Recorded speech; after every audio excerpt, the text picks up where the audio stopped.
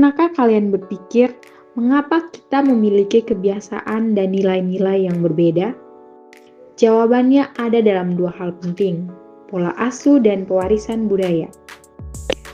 Pola asuh membentuk kita sejak dini. Bayangkan, pola asuh itu seperti cetakan. Cara orang tua berinteraksi dengan kita membentuk siapa kita nantinya. Ada dua gaya utama dalam pola asuh. Yang pertama, proksimal. Contohnya seperti pelukan hangat orang tua yang selalu ada, dekat secara fisik dan emosional. Yang kedua adalah distal. Ini tentang bagaimana orang tua mendorong kita untuk berani bereksplorasi dan mandiri. Pola asuh manakah yang kalian alami? Dan bagaimana pola asuh itu memengaruhi kalian? Selanjutnya adalah pewarisan budaya. Budaya adalah harta karun. Warisan budaya adalah cara kita mewariskan harta itu dari generasi ke generasi. Ada 3 cara utama. Yang pertama adalah pewarisan tegak. Pewarisan tegak seperti tongkat estafet dari orang tua ke anak. Contohnya, orang tua mewariskan nilai-nilai agama, tradisi keluarga, dan sebagainya. Yang kedua, pewarisan datar. Pewarisan datar seperti tren viral yang menyebar di antara teman-teman dan orang seumuran. Contohnya di sini adalah gaya berpakaian, musik yang didiskusikan dalam sebuah grup pertemanan. Selanjutnya, pewarisan miring. Pewarisan miring seperti mentor dari orang yang lebih berpengalaman tetapi bukan keluarga. Contohnya pelatihan kepemimpinan dan pelatihan mengenai keterampilan. Pola asuh dan pewarisan budaya saling terkait. Mereka membentuk siapa kita dan bagaimana kita memilih dunia. Untuk lebih memperdalam materi dan pengetahuan kita, selanjutnya mari kita lihat potongan dari wawancara yang sudah kelompok kami lakukan. Pada prinsipnya, kami menganggap anak sebagai sahabat. Nilai-nilai yang sering kami terapkan dalam kehidupan sehari-hari, tegur sapa baik pagi pada saat bangun tidur, mengucapkan salam, pamitan saat berangkat ke tempat belajar, juga pada saat pulang juga menyampaikan ucapan salam, dan nilai yang lain yaitu selalu mengingatkan mereka untuk berdoa pada saat bangun tidur, sebelum tidur, dan juga sebelum memulai aktivitas mereka. Baik, kalau kasih sayang yang kami berikan, baik secara fisik mungkin sentuh pundak mereka, tanya kabar baik-baik dan tidak, atau bangun pagi kasih bangun, kita mesti mungkin sentuh di kaki, bangun sudah pagi dan lain-lain.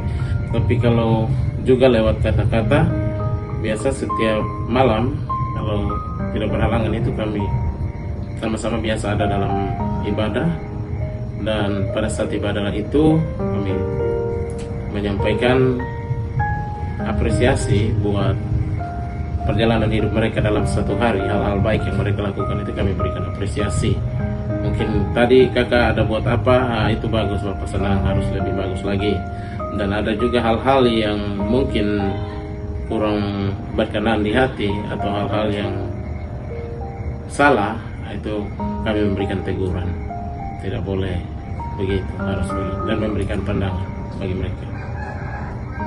Kan kalau bila perlu marah, ya memang harus marah. Itu untuk kebaikan. Marah bukan berarti benci. Kalau baik, setiap kesalahan itu pasti sanksi yang utama itu mungkin kita di sini udah orang timur, salah itu biasa sontantah langsung gas. Tapi kadang juga ada sanksi lain. Mungkin kalau sudah kesalahan berarti yang pasti bahwa kepercayaannya berkurang. Kalau minta sesuatu hal yang sama untuk lain kali tidak boleh, karena satu kali beri kesempatan kamu tidak jaga kepercayaan. Jadi ada juga sanksi, tapi sanksi yang bersifat positif.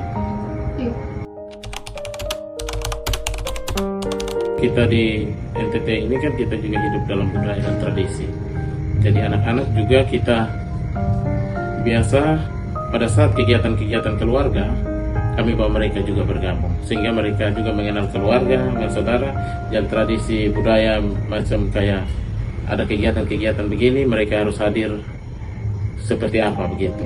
Kalau kegiatan keluarga berarti harus hadir mungkin pakai sarung. Kalau kegiatan yang umum begini, ya itu kami sering terapkan diri kami biasa bawa mereka untuk kegiatan-kegiatan keluarga yang dalam hal kegiatan itu seperti pinangan.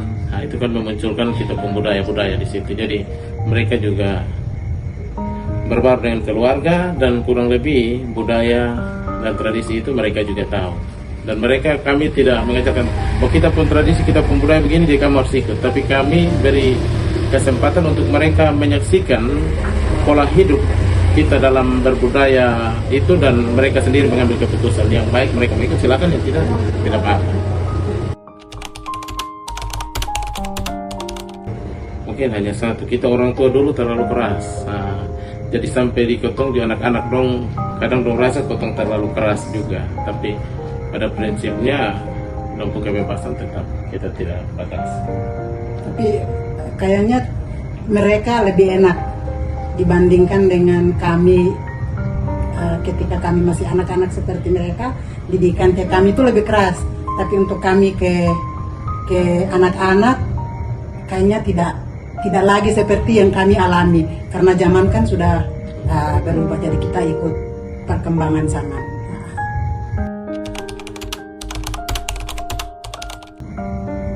Bersama.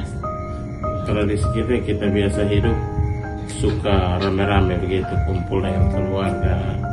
Nah, itu yang pada prinsipnya kami rindukan, agar mereka juga bertumbuh dalam keluarga dan bisa merangkul saudara keluarga, sehingga mereka bisa saling menopang.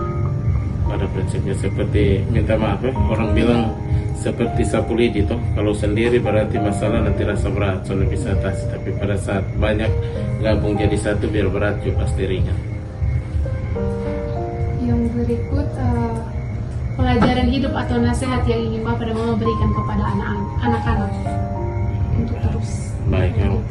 Untuk pelajaran hidup dan nasihat itu biasa Bapak dan Mama sampaikan pada saat kami ibadah. Pada prinsipnya Bapak dan Mama biasa bilang begini, Bapak dan Mama dulu hidupnya susah, jujur bahwa kami dari keluarga yang hidup pas-pasan. Dan kalau Bapak dan Mama bisa sampai di titik ini, itu hanya karena kemurahan Tuhan. Jadi kamu juga harus dalam hidup harus selalu mengandalkan Tuhan. Jadi baik, kebetulan di sini bapak anak nona semua. Jadi memang yang anak dari hati itu yang satu laki-laki masih kecil. Tapi pada prinsipnya kami sudah pernah bilang, semua anak punya kesempatan untuk mendapat kasih sayang. Semua anak punya kesempatan untuk mendapat. Jadi bapak dari kecil bapak selalu pernah pilih kasih. Jadi kalau satu dapat ini, berarti semua akan seragam. Hanya mungkin dia punya waktu yang sudah serentak, karena bapak kemampuan dia terbatas. Tapi nanti pasti dia juga akan ikut sama. Mungkin 1-2 tahun saya selisih. Jadi itu kita mulai coba dari hal-hal kecil. Pada saat SD, kalau satu beli tas seperti ini, berarti semua tas seperti itu. Pada saat beranjak agak dewasa masuk SMA, satu punya kepingin pakaian seperti ini, berarti semua harus sama gitu. Kadang mau beli sendiri, berarti yang satu bilang contoh, dia bilang, Bapak beta mau beli pakaian, tapi besok tanya dia harga misalnya 300 atau 400. Berarti jumlah yang sama Bapak dan Mama kasih dong, silahkan kamu atur sendiri. Kalau kamu beli yang di bawah, ya dia lebih kamu punya berkah. Tapi kamu beli di atas, itu Bapak dan Mama sendiri urus begitu.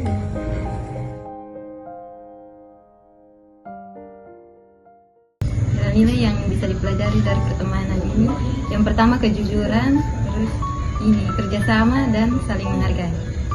Pertanyaan kedua, bagaimana teman kakak mempengaruhi pandangan kakak tentang kehidupan? dalam pertemanan, cara pandang teman-teman saya terhadap kehidupan saya sendiri itu berkaitan dengan ketika saya merasa gagal dalam suatu hal atau kondisi. Di situ mereka berperan sebagai penolong saya. Di situ mereka membantu bagaimana saya tidak terjerumus dalam masalah itu terus-menerus. Pertanyaan yang ketiga, keterampilan atau pengetahuan apa yang kakak peroleh dari teman kakak?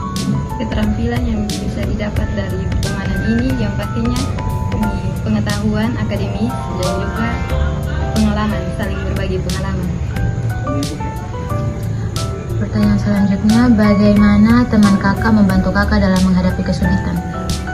Mereka di situ hadir sebagai pendengar yang baik serta memberikan solusi-solusi atau masukan yang dapat saya lakukan untuk membantu ketika saya menghadapi masalah-masalah tersebut. Selanjutnya, pelajaran hidup apa yang paling berharga yang kakak dapatkan dari teman kakak? Yang pastinya ketika ketemu dalam keadaan susah atau mengalami kesulitan, teman-teman yang namanya teman sejati pasti selalu ada di posisi bantu katong selesaikan ketong kesulitan.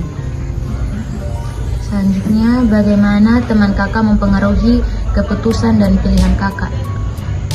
Pasti Teman-teman saya memberikan banyak perspektif baru serta memberikan banyak masukan yang dapat membuat saya lebih open-minded terhadap situasi yang terjadi dalam hidup saya.